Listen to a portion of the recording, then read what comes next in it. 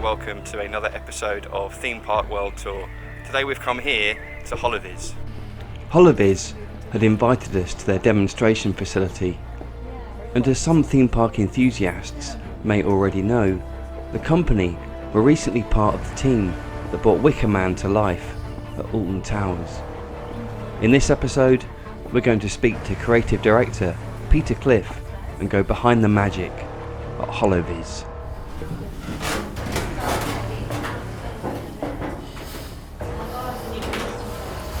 Oh, I'm gone, yeah. Yeah. This is so cool. Cool, so this is what we call our cave. Yeah. So we'll give you a full run through of a demo in a minute when Johan from our team joins us. But basically what you're looking at is, this is a 4-sided cave, but you can have a 5-sided cave where you also put the roof on. Oh, wow. And as you'll see when you step in, you just wear 3D glasses. One pair is head tracked, so this is a head tracked pair with the little kind of that's tracking awesome. goggles on it. And what happens is, this brings that data set to life. So this is 3D volumetric content. Okay. You step in, put the headset on, and everything obviously comes to life.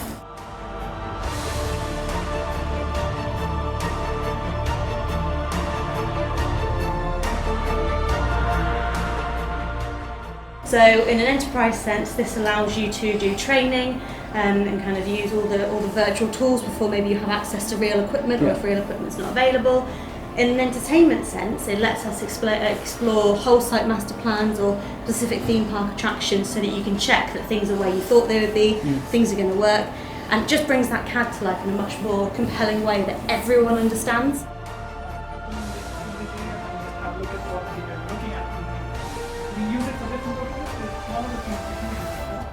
To look at pre-populated data. So you're now in the Wickerman Pre-show. That's crazy. Oh, yes. If I just fly you out a second. wow. Oh, that feels really strange. That's essentially the whole building. That's the framework of the building.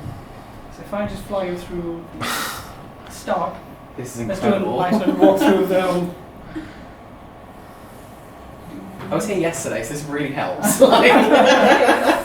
Ryan goes on Wickerman pretty much every other I day. live really my close. God. Yeah, you'll get on so well with P, our creative director. I'm sure he'll tell you his background, but it basically all starts let's Alton just Towers. take you through the I wall. thought he was the perfect person to bring. This is baggage area. This is really cool. Having a bit of a geek moment. No, please. Yeah, and this is the passageway where people would actually wait to go Yeah. into the pre-show. This is And then if we walk you through, that's the pre-show room. That's so cool. So if I just fly you up a little bit, you can see where the projectors are. This kind of gives us context to actually, when we design all this stuff, we kind of need to make sure whether the architecture is in the right place and whether we have enough space to work with the projectors and all that stuff. So this kind of gives us the ability to do that. It just tells us that whether there's enough clearance to put the projectors, and this is a very sort of primitive design. We can put more detailed design in this as well. So, and then you obviously have the ram head as well. This is so cool. So Holovis is a technical experience design company.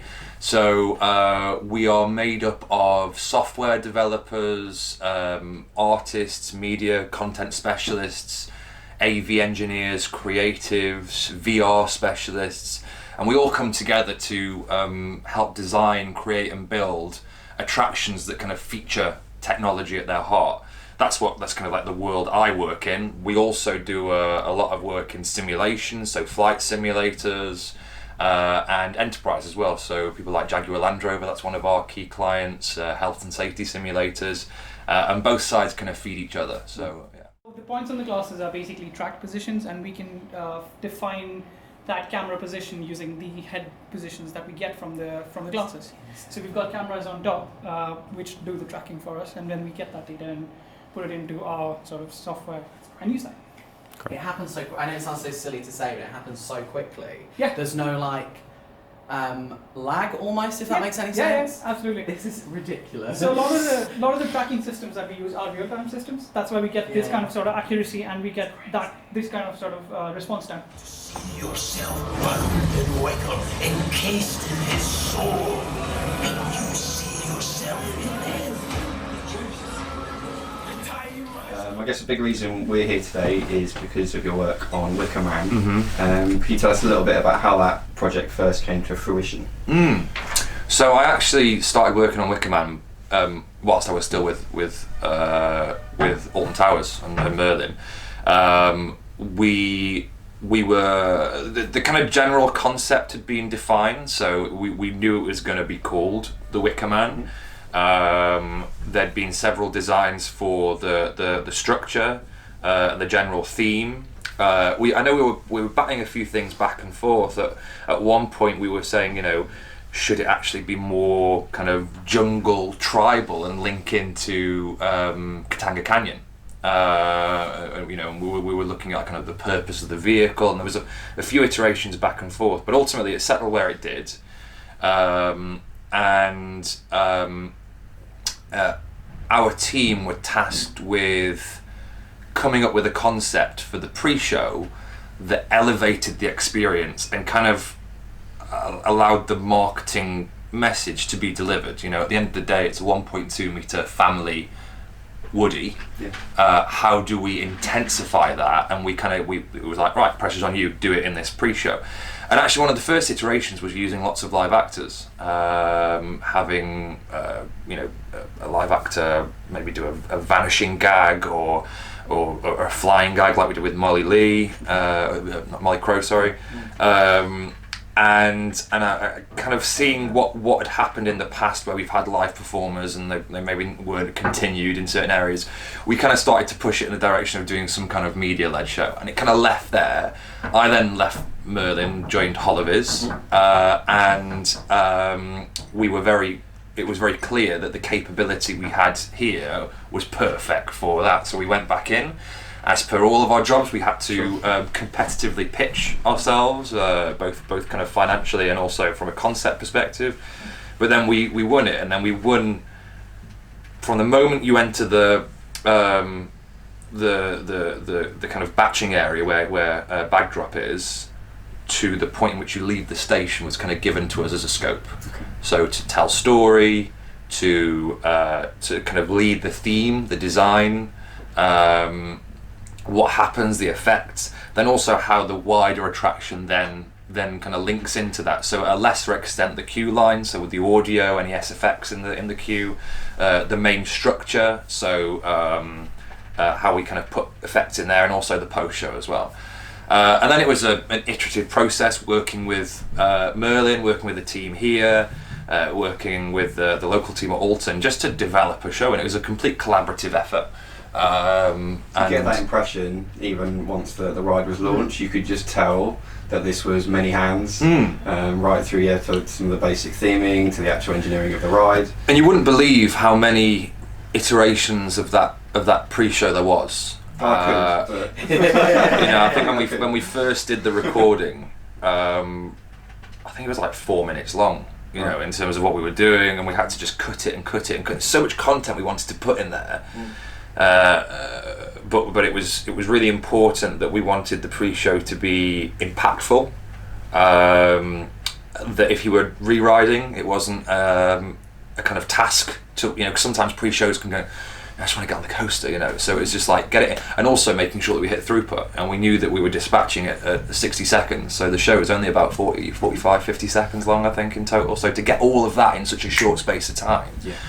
And allow it to reset was quite a task. So yeah, we went through a process then of modelling up the space. We used the cave that we've got on site here, which is a four-sided projection tracked space where we can actually place people into a collaborative digital environment where we're able to review the scale of the space. It's quite interesting. When we first started talking about the space was far more, I know it's kind of round as it is now, but it was even more rounded, and there was a worry that there wasn't going to be enough space. So that process of putting it into the cave and trialing it and seeing how it worked and kind of where the head sits and what people would be looking at and where they're stood, that was incredibly useful. I mean, you've probably seen in there's a little wooden barrier at the front. Yeah. And that came off the back of knowing that the head's there, so if someone was stood any further forward, they'd essentially be looking back on itself. Because we use that process and VR, we were able to kind of map that out and trial it. So that was really good. Do you use this then quite often, this type of... We do. So one of the examples actually I can show you is Yeah.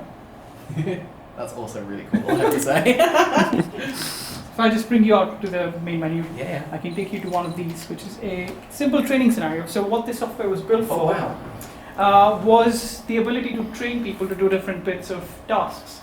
And what we can do with that is put in a massive environment like this. We can give you all the parts for, let's say, this is a drill press assembly demo. And then I can walk you through how you assemble a drill press. Oh, wow. So somebody's actually gone into this cave system, done the whole recording for how you do a drill press assembly, and we've defined it so that it walks you through the whole process. This sort of spearhead that you see is the person who did the recording. So it's their viewpoint. It kind of gives you context for where they're looking, all that stuff. And then you literally can follow along and just assemble the drill press. That's great. So it's stuff like this where it comes really handy in training people. So you don't have to have like hardware straight up when you're trying to train people, especially with engineering tasks. Yeah. Snaps into place, and it kind of gives you that context of, okay, if I was to do an actual assembly, this would sort of give me a nice visibility into what goes into an assembly. Yeah. Even though if I would have read the manuals, this kind of gives you the actual experience of putting it together without actually having to Wow. Your mind's been blown. We've been here 10 minutes. This is a pre-existing city that we built, right?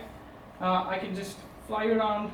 It gives you the whole sort of architecture of the city. Oh my itself. god. And all these are single pieces. Oh my god, it's on the floor. To give you a scale, I'm just going to fly you down to street level. Oh wow. You're on street level now, so you can actually physically walk around, Oh, that's and that insane. gives you the whole scale of the city. That's insane. What I'm going to do is, I'm then now going to reset this board, and you just have a flame. What I can do is then go into different bits of architecture and drag them into place. Basically, you've built the Matrix, is what it's Legit. like. It's Minecraft but posh. It's quite mind blowing. Think of it like you have Steam, which is the gaming platform. LearnView is our platform for all the modules that go in. Oh, So it allows you to launch and sort of use the modules that we have. Oh, that's fab. Visualize it. This is insane. So, forgive me for it's probably going to sound like a really basic question. No questions of me. How long does it take to sort of craft something like this? It depends on the complexity a lot of times, but I would say if we've got this framework in place which gives you a lot of tools by default, if that makes sense. So the ability to grab objects, move them around, all that stuff is built into LearnView. But then it's also, when we build the different modules, it would come from how long that module itself will take. So it'll be the getting the architecture, getting the art into the software, making sure everything looks alright, and what you're trying to build. There might be some cases where you need specific functions, so you would change the functionality or add the functionality into that specific module. So I'd say if it is the drill press thing, that already has the functionality to build and record like training scenarios. So that is not probably like a long process. It probably need 2-3 weeks to get everything into the system and then define the training scenario itself, make sure everything works and stuff like that. But if it was something like the City Snap I think took us a couple of months to get the whole functionality for actually being able to drop things onto a grid, all that stuff. So, So cool. so cool. And you said you can get more than one person in this at a time. Yeah. So the only thing is, in a cave system, you wouldn't have 2 people tracked at the same time. Right. But you could get somebody in there with a standard pair of glasses. They would still be able to see everything in stereoscopic 3D. But the only thing is, it will be tracking from your viewpoint. So if you move around, their viewpoint will move. It might give them a little bit of an issue when the tracking is a bit off. Yeah. I was thinking. But you can still get the stereoscopic 3D, and you can scale the caves to different lengths. There's caves we've deployed where the top is a screen, not the bottom. So you can have that as well. So you have more of a surround effect. It's basically, this system can be built to purpose, to bespoke sort of levels. So cool. It's so cool. We work with Merlin Magic Making to create the Wickerman, designing and developing all multi-sensory elements to bring to life what is arguably the most immersive coaster experience in the UK.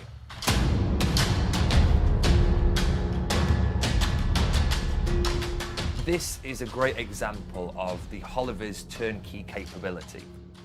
We started the process by using our proprietary software RideView, which allows designers and engineers to step inside a virtual reality mock-up of the space using real-time elements to include things like show systems and scenery to get a true sense of what the attraction is going to be like before delivery. Throughout the attraction, guests are put at the heart of the story through multi-sensory immersion. A key part of this is the projection mapping within the pre-show. At the Holovis demonstration campus, we film scenes and capture vocals in our green screen and audio studio. Our media team then provided full post-production and mixing before our engineers overlaid the model with visuals and synchronized it with the audio and pyrotechnics. The story continues throughout the attraction, brought to life by the complex AV in the queue line, pre-show, station loading zone, enclosed sections, and exit within the Wickerman structure. Media and story-driven coasters are now becoming a staple of the industry, extending the experience from a minute and a half into something that's 6 or 7 minutes long. And it's story that drives guests to keep coming back. They engage emotionally and want more.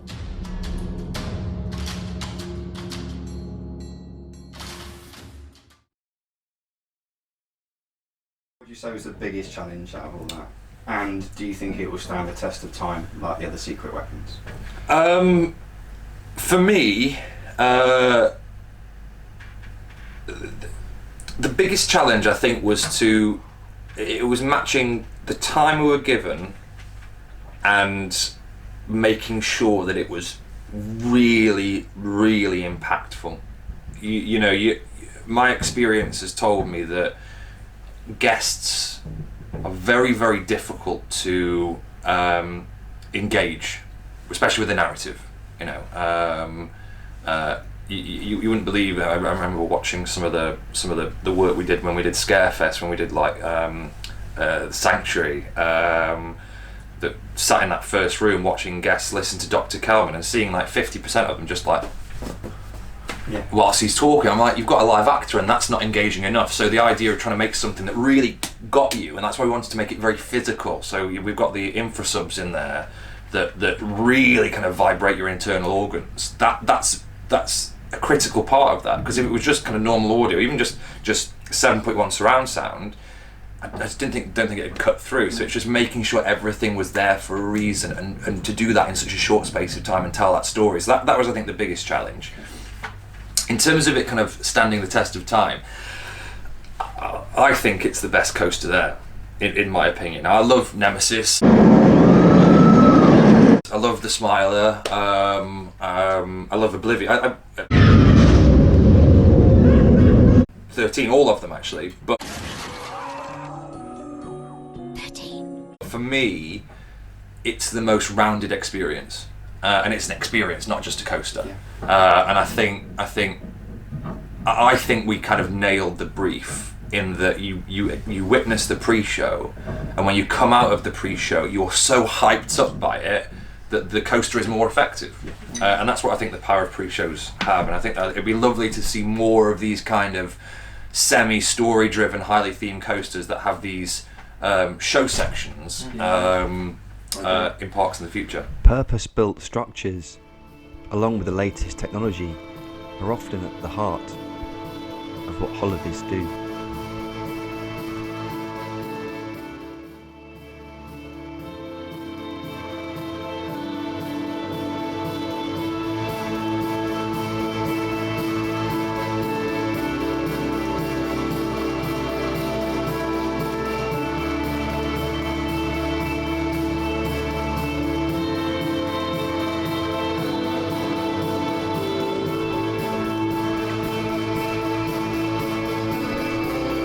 I appreciate that it's difficult to convey and properly show you just how amazing this experience was. But let me say this, before YouTube, I'd worked in the TV and film industry for over 20 years. This was the best example of 3D that I'd ever seen, anywhere in the world. And also bear in mind that we're just sitting in a shed a few miles south of Birmingham. It's quite remarkable. when you think about it.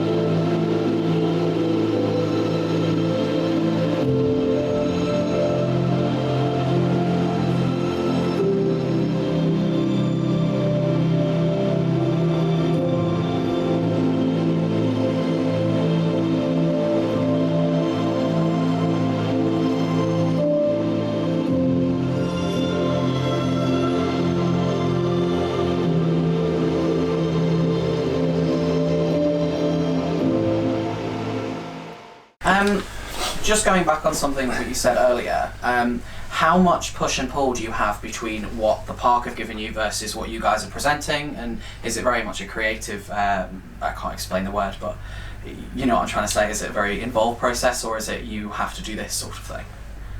It depends. So it depends on the client, it depends on the day. It depends, you know, like there are some clients we work with who don't have any creative capacity within the business, and they very much look to us to kind of like lead on that. So for example, we do a bit of work with Fantasy Island in Skegness. They give us quite an open book, you know, they'll sign off on stuff, but they'll kind of go, you're the experts, tell us what you want. And then they'll go, we want you to do this, we want you to do this, and put this in as well. So you know, that's kind of us leading on it. Merlin, on the other hand, have a very capable creative team who'll define sometimes very, very clearly and eloquently kind of give us their ideas. We then kind of take that and make it into something that's kind of deliverable. Sometimes we might kind of go, ooh, what about this? Can we try and change this? And mainly that's because we might have found a way of making it more cost effective or more impactful. You know, a lot of the time we've got experience of doing similar things around the world. So, you know, we might be doing a pre-show in Dubai or a pre-show in China that's quite similar in terms of its component form, and we've found that actually it doesn't work that way. So maybe if we just shift a little bit, sometimes they can be very receptive to that, sometimes not at all. Are there times where you've been able to significantly change a client's brief for a variety of reasons? Absolutely, yeah, absolutely. There's been times when we've completely changed it.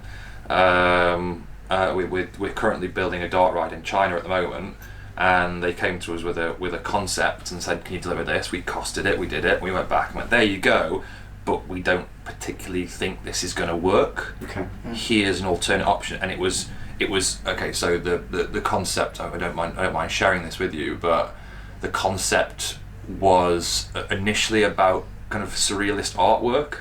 Oh, cool. And it was just a bit of it was a interesting concept, but just nothing that took you on a journey. So we kind of took that idea of time and playing with time and actually made it more of a kind of time traveling experience that had art as almost like the secondary layer as opposed to it being the forefront, and then just rework the scenes, change them to make the perspectives work better. So there are it just really depends. I personally, and I think we as a company really like working with creatives and clients because they give us stimulus, and they'll have completely different ideas, and it's just really interesting to listen and go, okay, great, let's take that and how can we make it work. So yeah, for sure.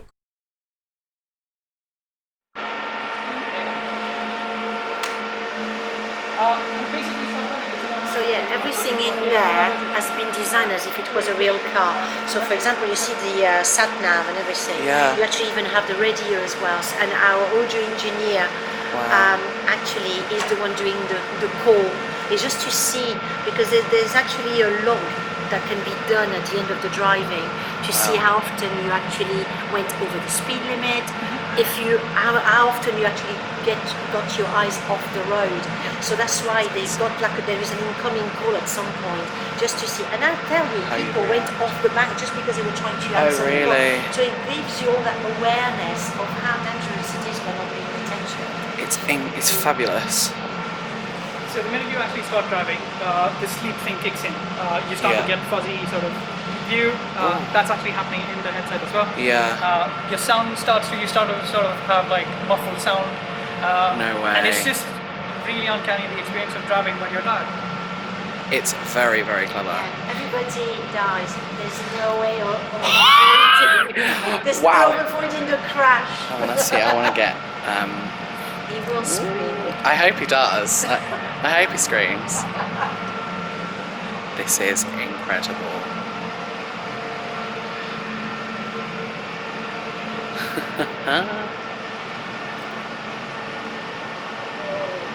Oh my goodness me.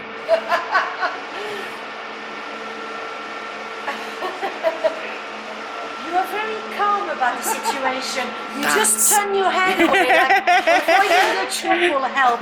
Some people go mega tense on the rail and go, oh! That would terrify me. I love the fact there's even like a virtuality mobile phone on the passenger seat next to you. It's really cool. Yeah. What did you think of it? It's amazing. It's like it's a very realistic feeling when you're driving the car. Most of the functions of the car work. And it kind of crashed at the end, but apparently everyone crashes. Yeah. So I don't feel too bad about that. It sort of simulates you're falling asleep, I think, and you're really tired. Yeah. How did it feel? Did it feel Really like weird, yeah. You feel a bit groggy actually. Oh really? A little bit. No way. Very cool. Good. What's up? Oh dear God, this is. I already feel like this is horrendous. Following my calamitous driving experience, it was time for Ryan to sample some VR. Little did he know, he was about to be lowered to the depths of the ocean and come face to face with some of his own biggest fears. If you put the torch in your left hand as well.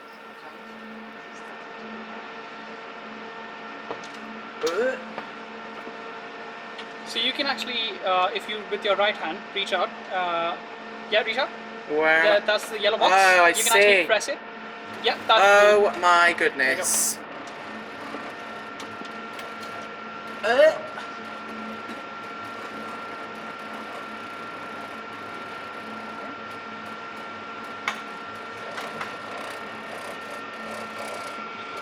Oh, please don't drop.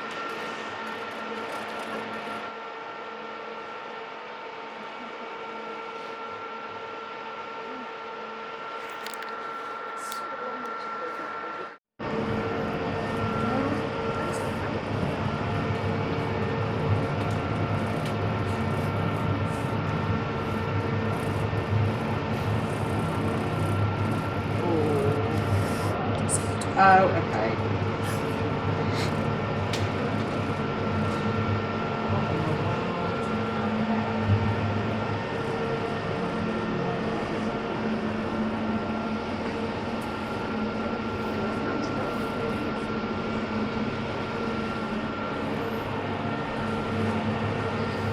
You okay in there, Ryan?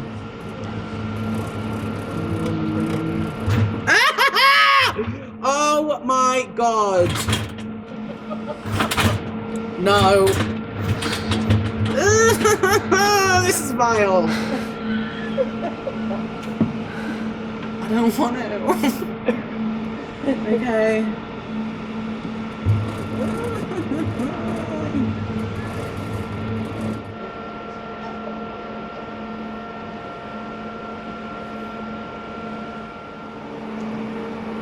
Where are the...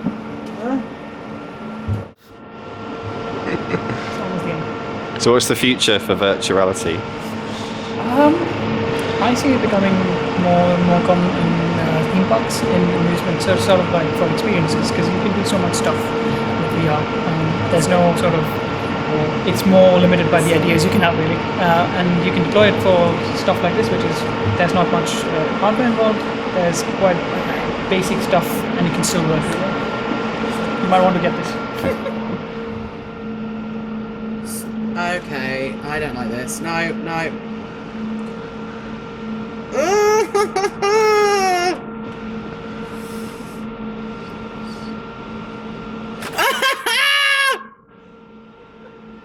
my god! Oh my god! Is it finished? Oh my god! I don't know what to do. I can grab the speakers. Yeah. That was vile. Okay. I'll grab the headphones. There we go. And I'll grab the headset. That was disgusting. Very brave, very brave. Hello!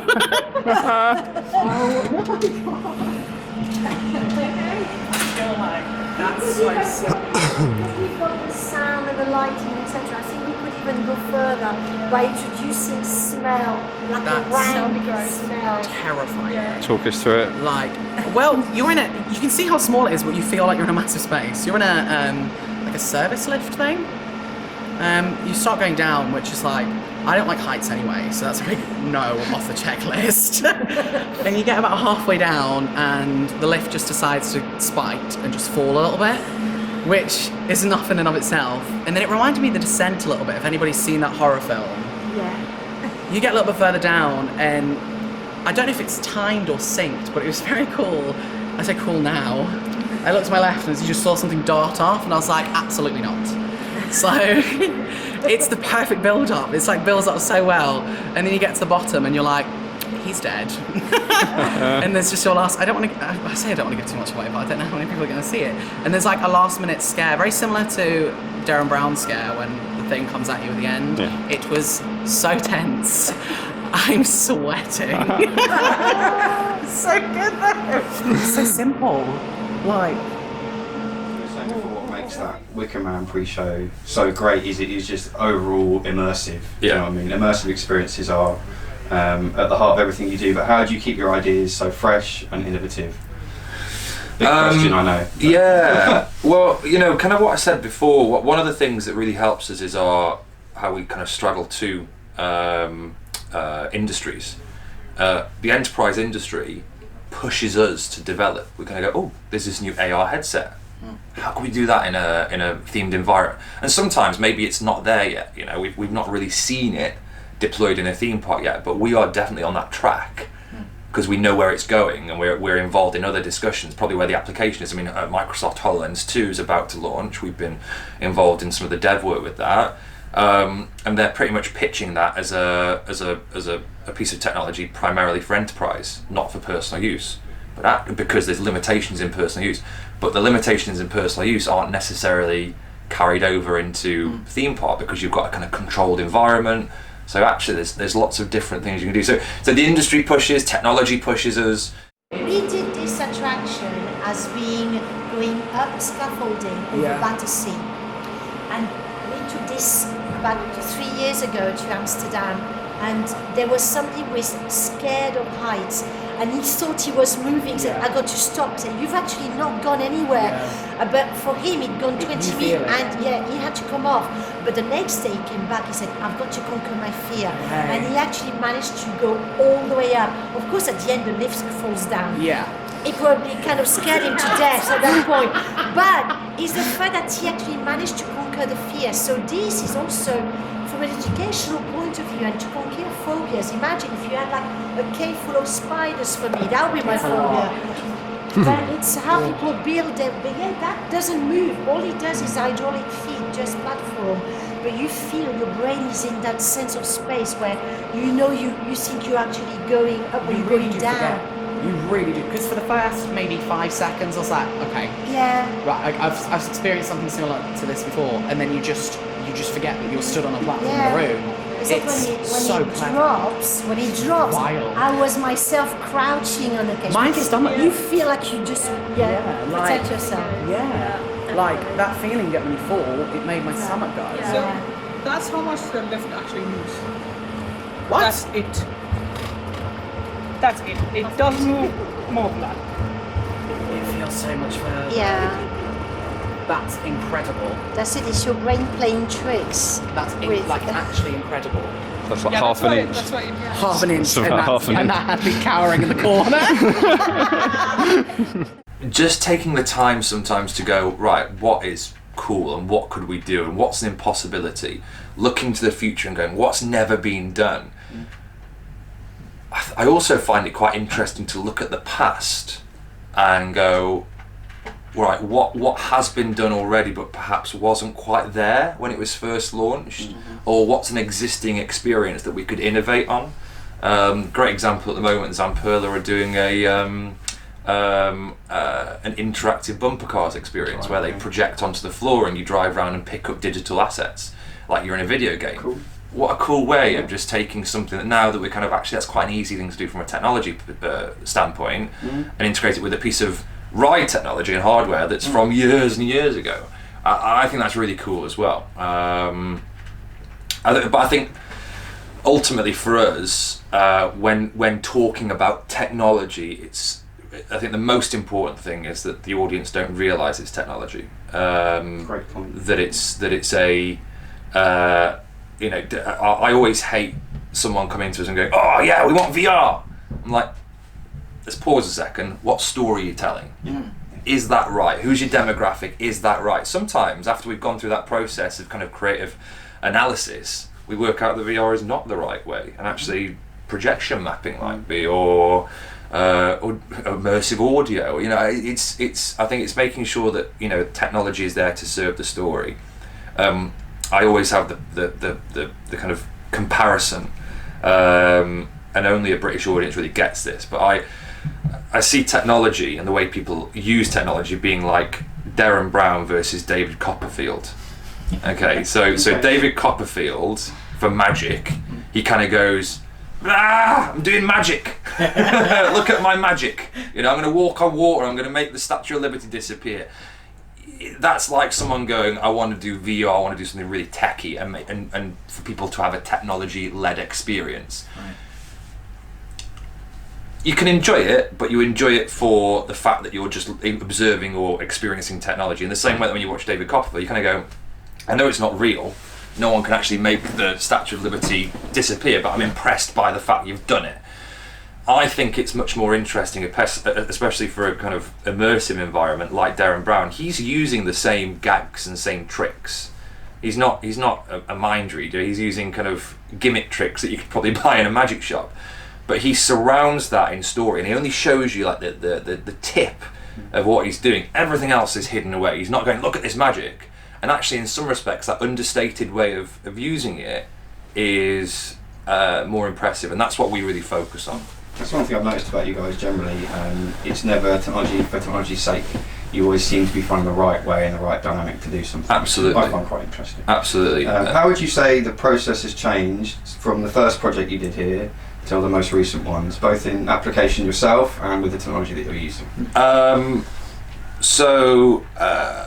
I think we're getting more and more comfortable and skilled in not just doing a kind of a technology portion, but holding the whole experience if it's kind of technology driven. Think of like an interactive dart ride or a media-based experience, media show, coaster bolt-on, etc. We're getting very, very competent, I think, in using technology to tell stories. The technology that we used when we first started has really come on, and we've learned a lot from that. For example, 3 years ago we were developing the Battle for Cedar Point mobile application where we kind of gamified the park experience. You gain points for riding rides, you can collect loot crates around the park, and it's a really cool concept. But we learnt a lot about adoption rates and barriers to entry, etc., which is why we've now taken that learning and we're pushing it into a really cool piece of technology that we're soon to be launching, which uses biometric technology to track people around the park for games and experiences. Sounds amazing. Now, what that means, which I think is quite cool, is I think it's a very complicated thing to explain, but start with the Harry Potter magic wand, which we all kind of know. Yeah. Go around, do cool things in the street and make things come to life. We are now innovating where you don't even need the wand. We can give people magic powers. Wow. So you go around and you literally cast a spell. Well, like you were talking about, what was the future for VR? Yeah. It's all this. You you can see the future even bigger than it is definitely becoming quite important, because even now you can even buy cheap Google glasses, cardboard, and you can do, the kids are all raving about downloading 3D movies and all that kind of stuff, and you can just build it to your home, unless you obviously have a bit more money. But even headsets that when we started, they were like £700 odd, and now you can actually go into the Vive, you can go for 300. So it started to become even, at some point in 5 years time, you can see people will be buying off the shelf. It's incredible equipment just to be able to build a little space at home and do this kind of insane stuff. Yeah, interestingly, for me, it's more of the entertainment space is obviously the key sort of target area, but for me, it's enterprise. Because a lot of the training, a lot of the design stuff is so much easier if you do it in VR. Yes. Because you have the ability to actually experience things at scale. Yes. With basically very close input, even though it's not the physical thing, it is almost the physical thing. Which is why in an enterprise, VR is probably the biggest thing in the last few years anyway. It's incredible. Yeah. Like, I'm gonna like say something. That's possibly the best VR thing I've ever done. Like in terms of experiences, like attraction-wise, I've never done anything physically like training or anything. That's good. It's so good. It really played on my biggest fear, which is one of my biggest fears, which is to say The Descent terrifies me.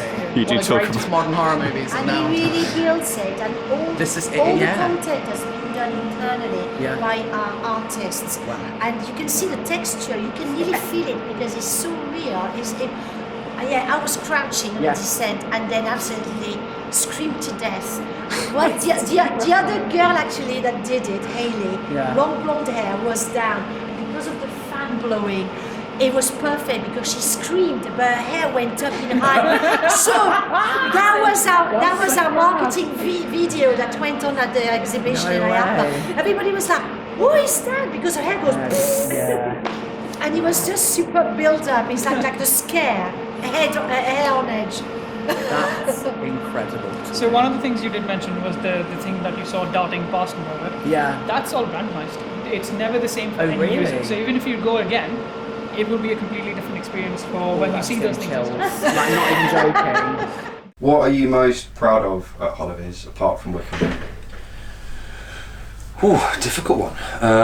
I think Wickerman is a huge achievement by all, and I would say it's like that whole team collaborative effort. It's a great example of how I think really skilled people across the board can all come together and create something brilliant. If it was just a pre-show, it'd be okay. If it was just the coaster, it'd be okay. If it was just the theme, it'd be okay. All of it coming together is awesome. Something that I'm really proud of. We've just launched the Royal Liver Building 360 experience, which is we were given the inside of a clock tower to create a media experience with very little kind of brief apart from going, projection mapping might be quite cool. And we did a 270 degree projection map 10-minute show that takes people on this incredible historical journey from when the building was created through Liverpool's rich history to modern day. That's awesome. So when we first opened, to have people kind of applauding and some people crying because it connected with them, I think that's kind of proof in the pudding that it's worked. Holovis were engaged to create the experience here in the Clock Tower by Heritage Great Britain. They set us the challenge of creating a digital experience in this unique space, and we decided to use projection mapping to do that. So rather than having a standard screen, we've used the canvas that's given to us, the actual architecture of the building, to dynamically change and tell that story. And I think that's created something that's completely unique.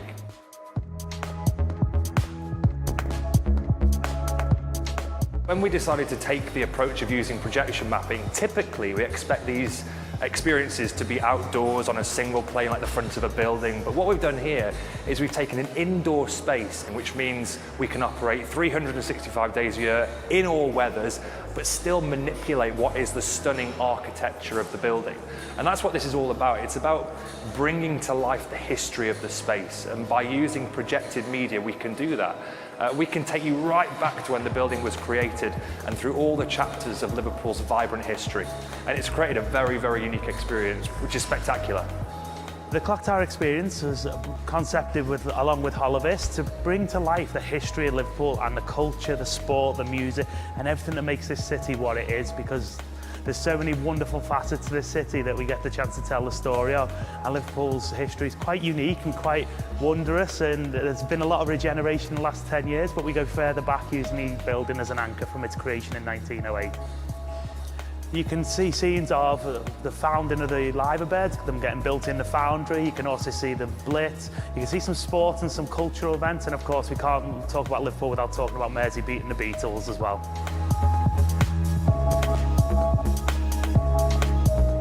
We started the process by taking a LiDAR scan of the space. We then took that into a digital environment to map all the various facets of the walls to create the 270-degree surface. We then combined that with 5.1 surround sound, 4 Christie channel projectors, and a bespoke soundtrack that creates a unique show.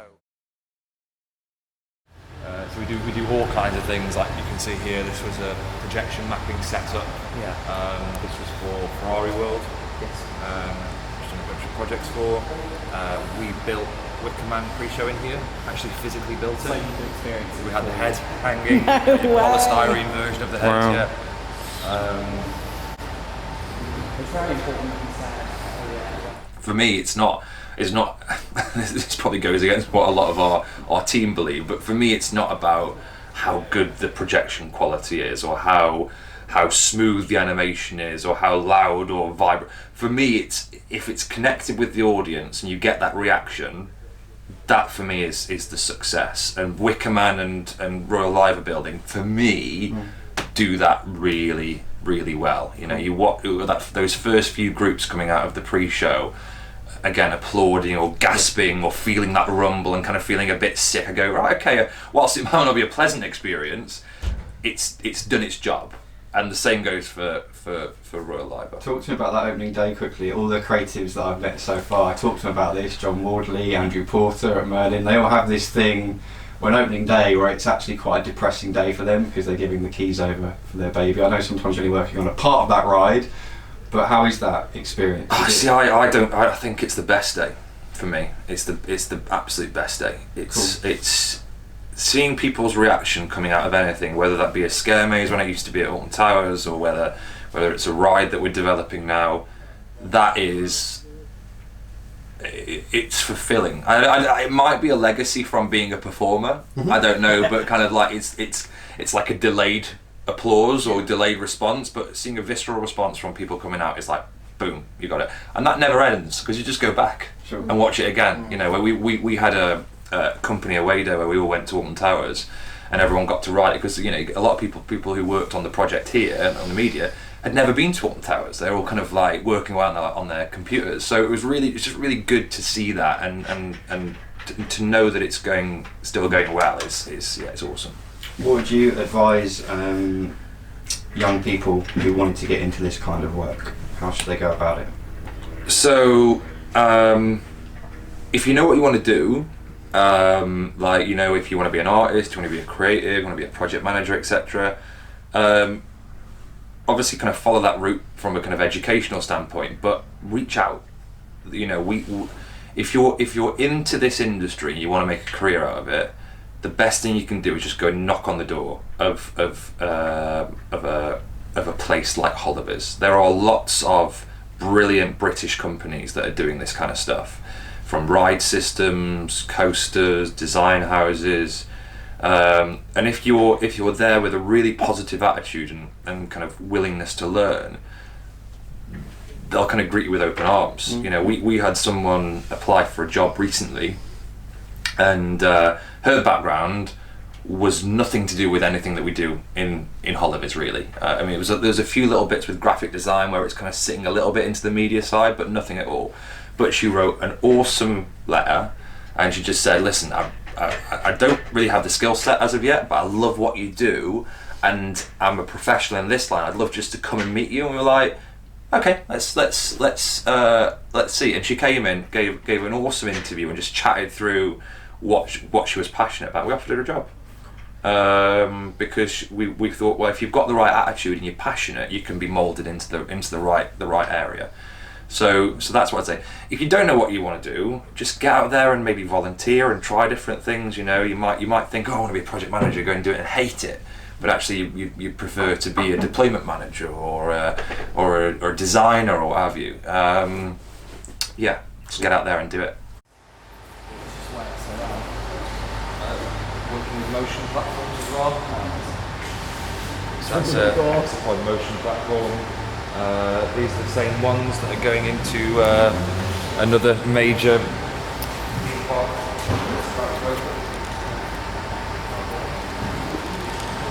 So, is there any sort of attraction or company that you really would like to sink your teeth into and work with in the future? Okay, I'm going to be cryptic about this answer. Yeah. There are certain European theme parks that I've always had a kind of dream of working with, because I think the park is wonderful. Okay. And we are starting on that process of working with them at the moment. Amazing. And that's really cool. That is really cool. So, yeah, you know, I really respect people, you know, clients who have the capability just to do things with passion, and that put guest experience at the forefront. And we're working in certain sectors now that have those people, and that's who I kind of most enjoy working with. I find sometimes I can find it quite frustrating if it's always about a kind of bottom line. When we get the passion, that's when I think we all come to life. Is there any pre-existing UK attraction that you'd be like, I want to revamp you, Holovis style? Do you know what? I'd love to get my hands on the Haunted House. Yes. At Alton Towers. That would be fantastic. I'd love to. That build. It's a huge ride building. I think you could do so much with that, and not just a dark ride. I think you could actually kind of split it off and have a kind of semi-indoor park. And that whole area is, in my opinion, is would be really fun to play around with. So yeah, I'd love to do something with that. Absolutely. And one final question, I suppose, the Coaster Geeks. What's your number one coaster? I think Maverick. Like I say, yeah, I'd say Maverick is I think awesome. In the UK, it's Wickerman. I'm not just saying that because we worked on it. I just think it's really, really fun. It's a lot of people's favourite rides. Yeah, and I was a bit of a I'd not ridden many wooden coasters before that. So for the UK, I'd say that. In Europe, I'd probably say Ordan. Oh, very nice. I absolutely love that ride. I think it's great. I get the fear on like some of the big giggers and hypers, but like I think the wooden coaster really offers like a completely unique experience. Absolutely. And then in the US, Maverick or Volcano when it was still running. I don't know if you've ever ridden that. I haven't ridden Volcano, no. We haven't done Dominion, isn't it? And since Dominion, we've not been to Dominion yet. No. Yeah, that was very unique to do a vertical launch straight into a coaster rather than it being like a kind of shuttle loop or So cool. Cool. I think that's all right. Peter Cliff, thank you very much for talking to us. No worries. Amazing. Awesome, anytime. Thank you. How was your overall day out here at Holovis? Well, we were joking when we were leaving. Adam was like, oh, this will be an episode where we're not at a theme park, but we've basically just been to a theme park. Like, it's completely blown my mind a little bit as how innovative and like ahead of the game they all are here at Holovis. I mean, I had an inkling coming, but physically experiencing what we have today is something completely else. As you can tell by me not being able to speak, it is a little bit overwhelming. We've just chatted to Pete as well. He was really, really lovely. We got to see some stuff in terms of like stuff that's just about to go out to other places. We got to experience a load of stuff. I'm sort of rambling now, and you'll have seen it in the vlog, but it's really incredible. What's really interesting is the enterprise side of it for me, and big up Holovis, I guess. I don't really know what to say, but it's really fab, really fab. I also was designated camera holder person today. And what was your favourite thing about today? Oh my god, well, I'm not going to say aside from like the Halloween thing we did, because that was amazing, it was hearing about how they work so collaboratively here, and how easy it is to just be like, okay, sound, visual, I don't know, like, all the different departments work hand in hand, and it's really cool to see just how like tightly knit they are as a company, and how they work as like a I want to say business, but at the same time I don't want to say business. They really do produce some incredible things, and to see it come from a site that is so small, if that makes sense. It's not small, but it is small. I'm rambling again, I'm sorry. But yeah, it was seeing how they work together as the different departments and stuff was really fascinating. Our time was just about at an end, but rest assured that on a farm somewhere in the middle of England, and in offices and special facilities all around the world, magic is often becoming a reality, thanks to Holovis.